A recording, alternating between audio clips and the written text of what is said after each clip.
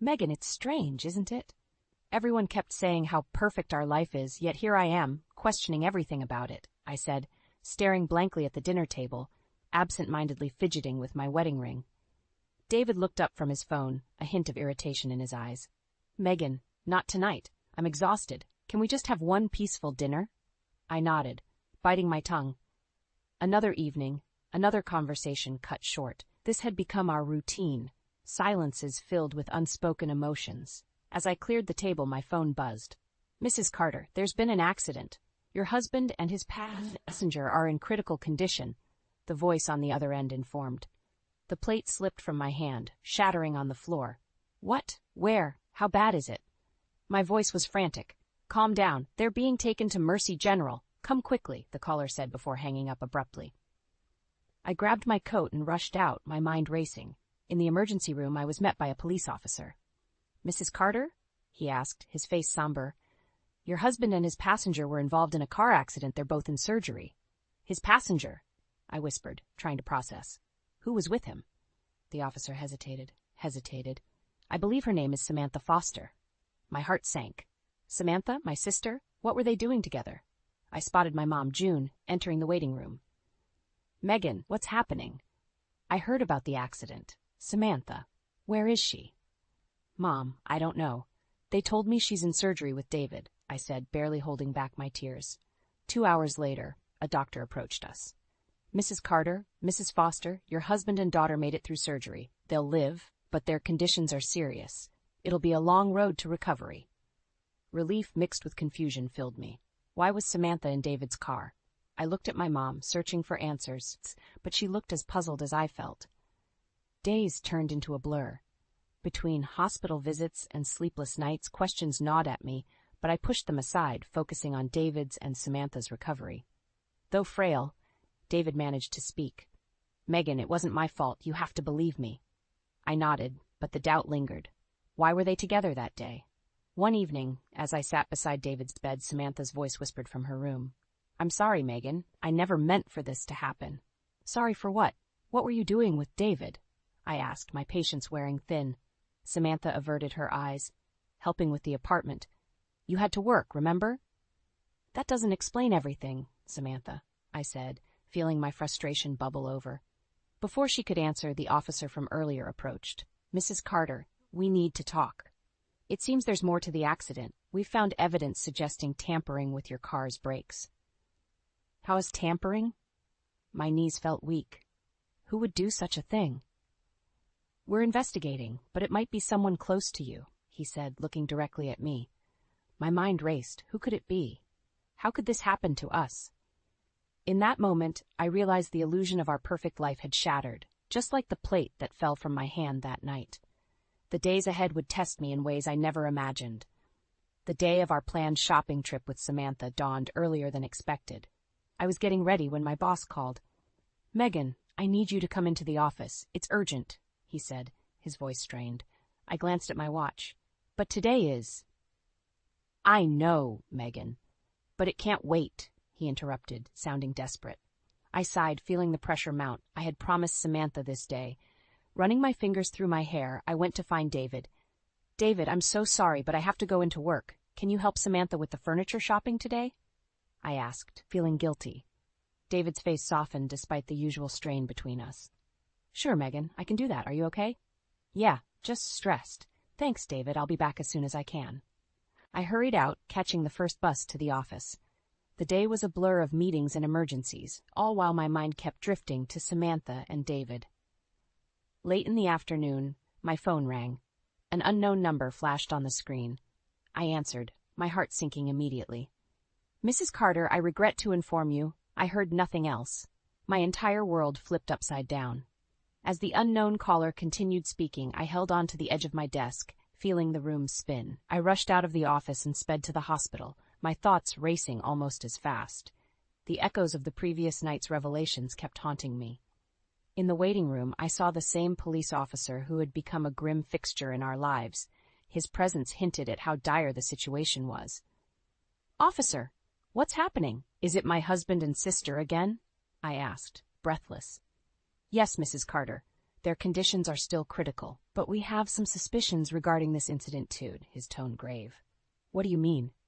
My voice shook. We think someone tampered with their car, he said, studying my reaction. This couldn't be happening. Sabotage again? I glanced to see my mom, June, rushing in. Megan, what's going on? Samantha and David. Mom, it's bad. The police think someone tampered with their car, I said, my voice barely above a whisper. My mother gasped, clutching my arm. Who would do such a thing? That's what we need to find out, the officer said. We need to investigate, but it's looking like someone close to you is involved. As we waited, my emotions whirled. David was supposed to help Samantha, but now they both lay fighting for their lives. In the sterile halls of the hospital, the doctor emerged again. Mrs. Carter, Mrs. Foster, they'll make it through surgery, but their conditions remain serious. It'll be a hard recovery. Everything felt like a nightmare come to life. As I struggled to process this, a chilling thought crossed my mind. Who would do this, and why target David and Samantha? David was conscious again later, still weak but coherent. Megan, he croaked, reaching out for my hand. It wasn't my fault. I sat by his bed, trying to piece everything together. The same questions replayed. Why were they in the car together? Why did this keep happening? Then, like a shadow cutting through the dim light, another question loomed.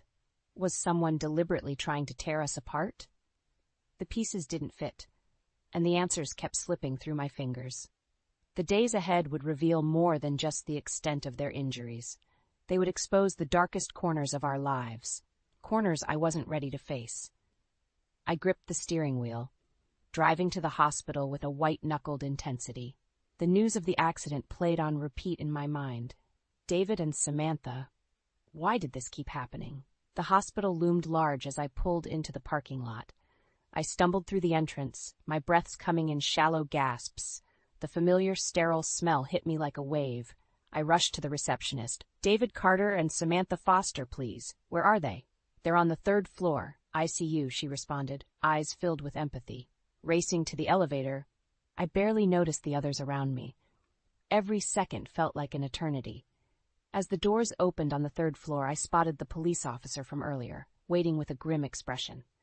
Mrs. Carter, let's talk, he said, leading me to a small, quiet room. What happened? I demanded, my voice cracking.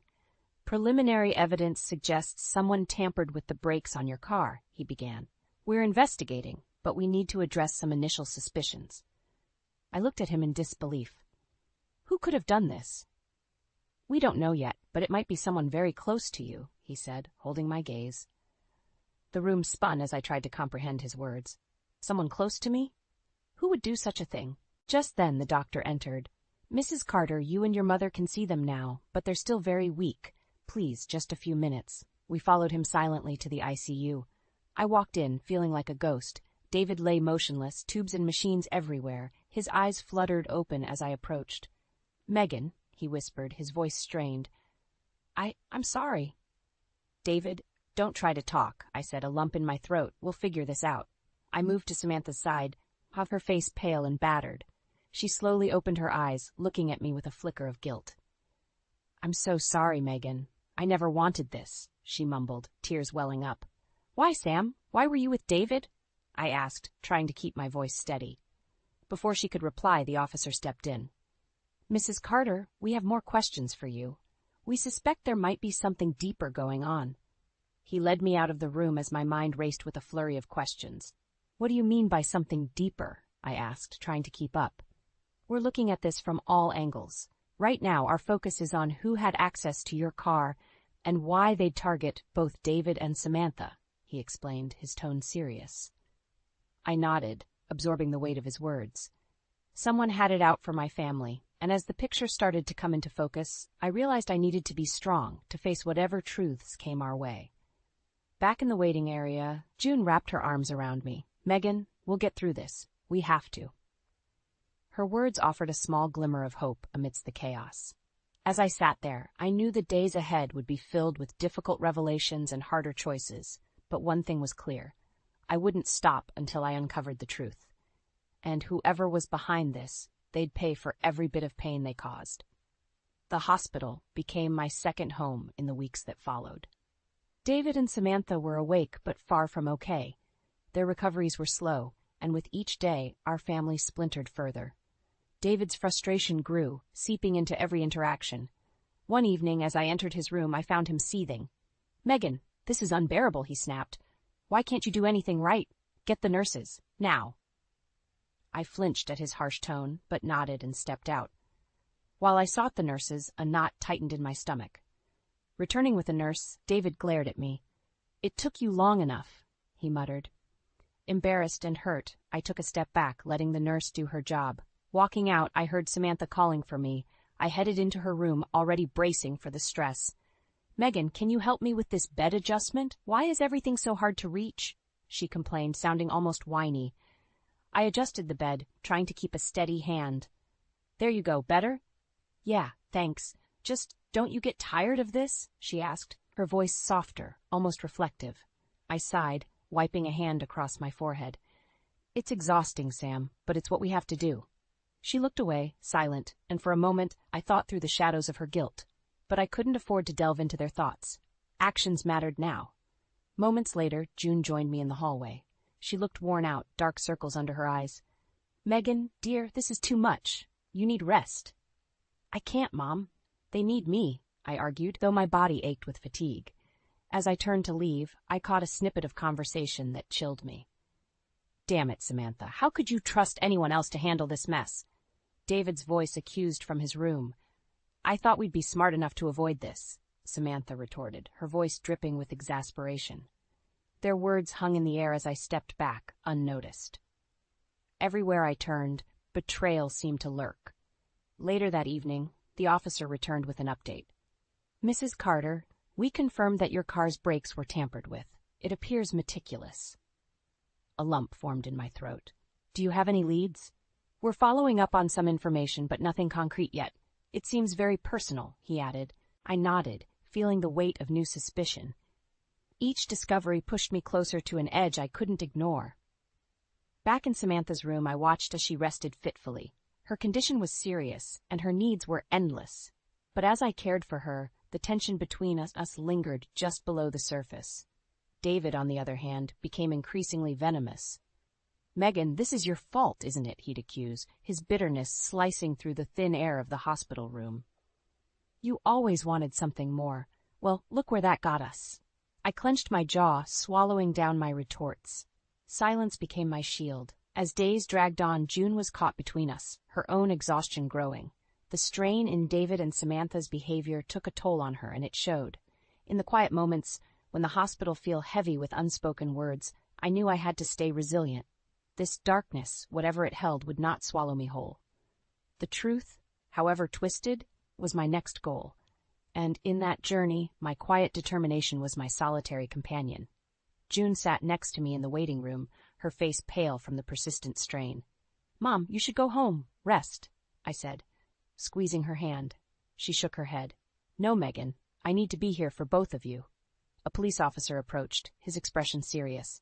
"Mrs. Carter, can we speak privately?" I nodded and followed him to a small room. The door closed behind us, magnifying the silence. "We've found more evidence," he began, eyes locking onto mine. "The brake tampering points to someone close to you. Further investigation led us to Maxine Lewis. Do you know her?" My heart skipped a beat. "Maxine? No, I don't think so." "She has a strong vendetta against David," he explained. "It seems they have a history." I had never heard of her before, but my gut twisted. What kind of history? "We're still piecing it together, but she's someone you should be aware of," he said, his tone firm. "We'll keep you updated." Back in David's room, I tried to mask my turmoil. He lay there, eyes closed, looking fragile. When his eyes opened, the familiar coldness was there. "David, do you know a Maxine Lewis?" I asked, my voice steady.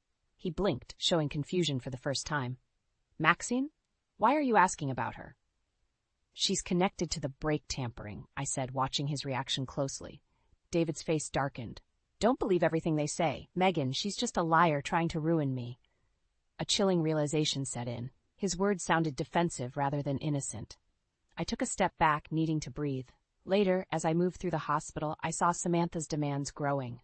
"Mom, I need this. I need that," she whined, pushing June to exhaustion. With June physically drained and emotionally wrecked, the hospital turned into a battleground. I saw the toll it took on her, breaking my heart. One evening, as I huddled in the courtyard for a moment of solitude, I heard hushed voices. Peeking through the window, I saw David on the phone. "You need to fix this, Samantha. We can't let Megan find out." David's voice was stern. Samantha replied, her voice shaky, "I thought we covered all our tracks. How did they find Maxine?" David glanced around, then hissed, "She's relentless. We need to deal with her before she exposes everything." Their words sent a shiver down my spine. My suspicions solidified into a horrifying reality. They were in on something deep, something dark. Determined to get the truth, I confronted Samantha the next morning. "Sam, what's going on between you and David?" I demanded. Her eyes widened, fear and guilt mingling. "Megan, you don't understand." "Help me understand, then," I said, my voice cracking but forceful. Before she could respond, the same officer reappeared. "Mrs. Carter, we've confirmed some findings. Maxine Lewis has a significant grievance with your husband related to financial deceit and personal betrayal." I stood there, my world crumbling as the pieces came together. David and Samantha had lies stretching far and wide, and now Maxine's quest for revenge had entwined us all. Leaving the hospital that night, my resolve hardened. The darkness needed to come to light.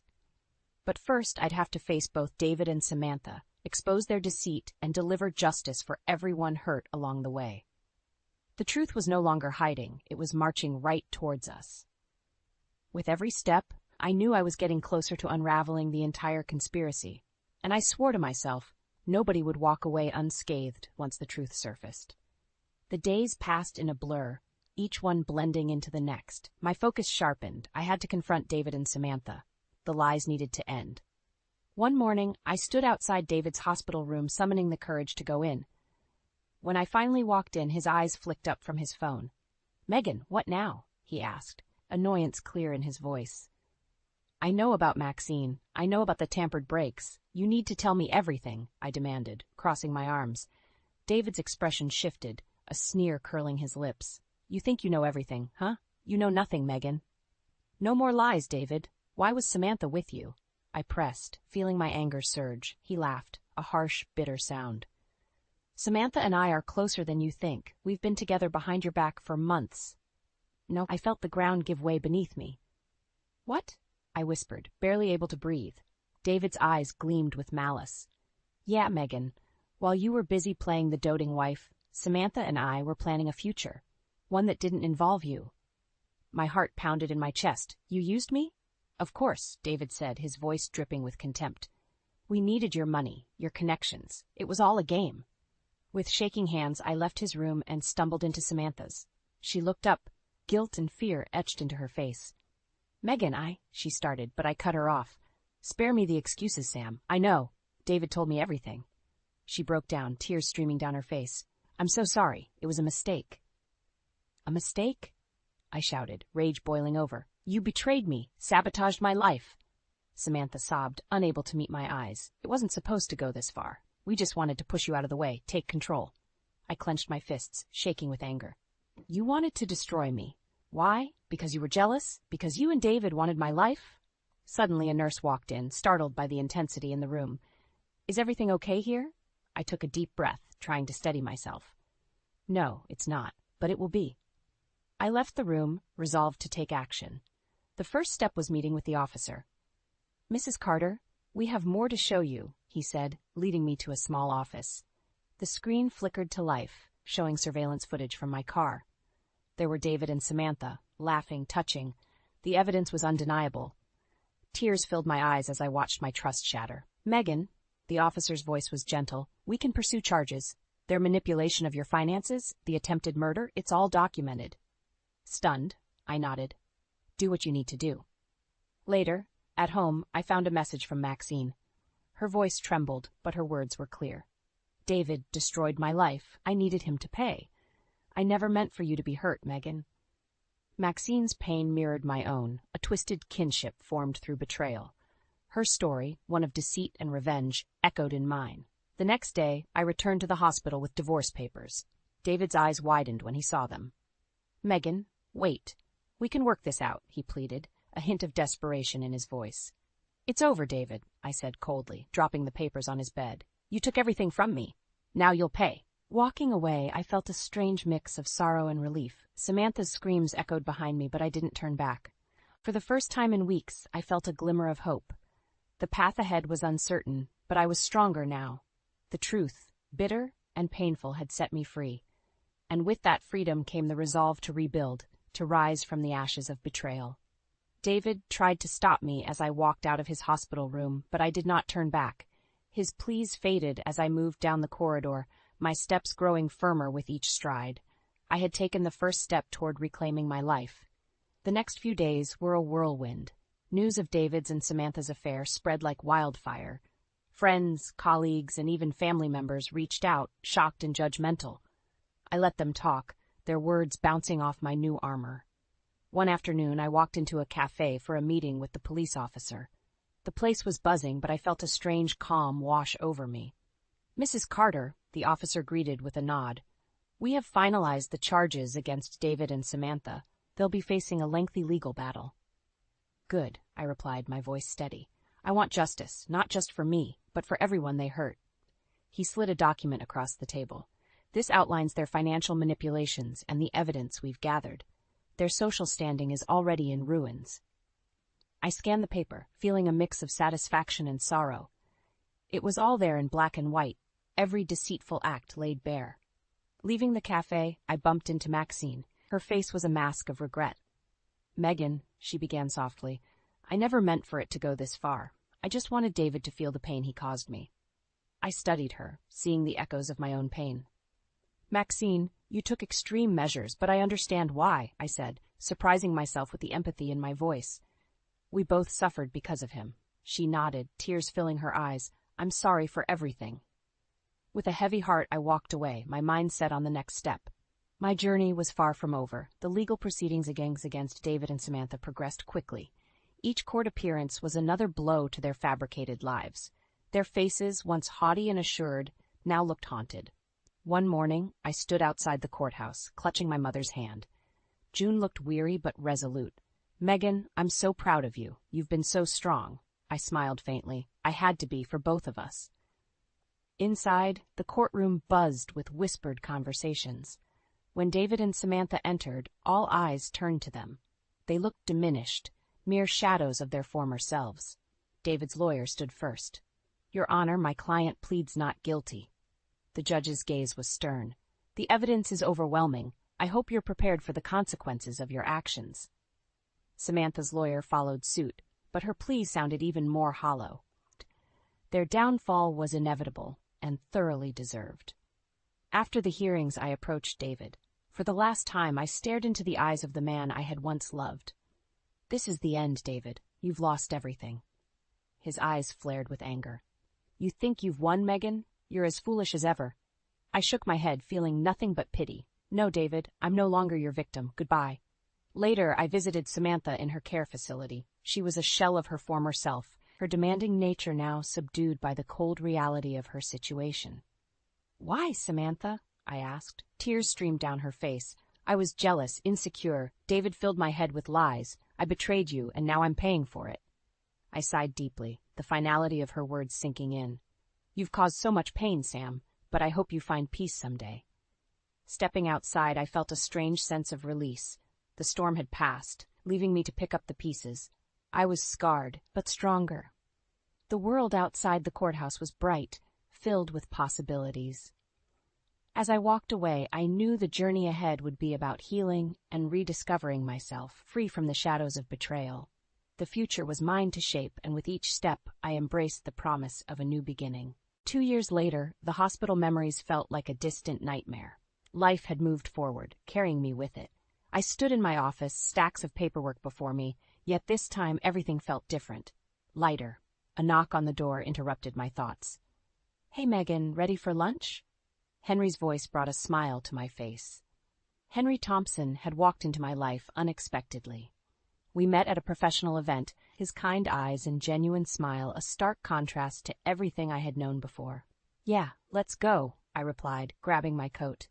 As we walked to the cafe, Henry's hand gently brushed mine, a simple yet comforting gesture. During lunch, he looked at me with a mixture of pride and affection. "You've come so far, Megan. I'm amazed at your strength and grace." I smiled, feeling a warmth spread inside. I couldn't have done it without your support, Henry. Our relationship was built on trust and mutual respect, the very things I thought I'd never find again. It reflected my personal growth and newfound independence. Life had its challenges, but I faced them head-on, with Henry by my side. Returning to my apartment that evening, I marveled at how much had changed. The walls now displayed art that I loved, and the spaces reflected my tastes, my choices. June was there, having tea on the balcony. Her presence was a constant reminder of enduring love.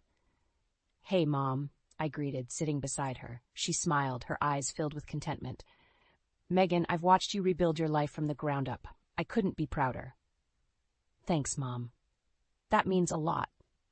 My voice was soft, filled with genuine emotion. We chatted about everything and nothing, enjoying the silence that spoke volumes. The turbulence of the past had given way to stillness and healing. Later that night, as I prepared for bed, a sense of peace enveloped me. The scars from the betrayal remained, but they no longer defined me. They were a testament to my resilience, a reminder of the strength I had discovered within myself. The next morning, Henry and I attended a community event. Children laughed, vendors sold crafts, and the air was filled with joy. We wandered through the stalls, soaking in the vibrant atmosphere. "Megan!" a voice called out.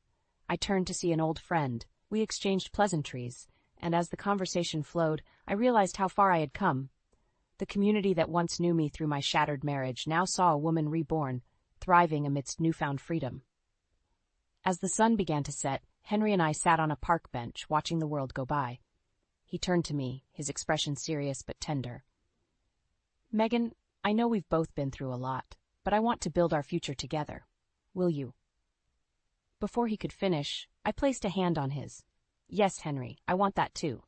His smile was radiant, and in that moment, I saw the future, bright and filled with possibility. The journey from betrayal to healing had been long, but it shaped me into someone stronger, wiser. The shadows of the past didn't disappear, but they faded, replaced by the light of new beginnings. Embracing Henry's hand, I felt a deep sense of gratitude. Life had offered me a second chance, and this time I wasn't looking back. The future, with all its promises, awaited, and I was ready to step into it, with hope and newfound courage leading the way.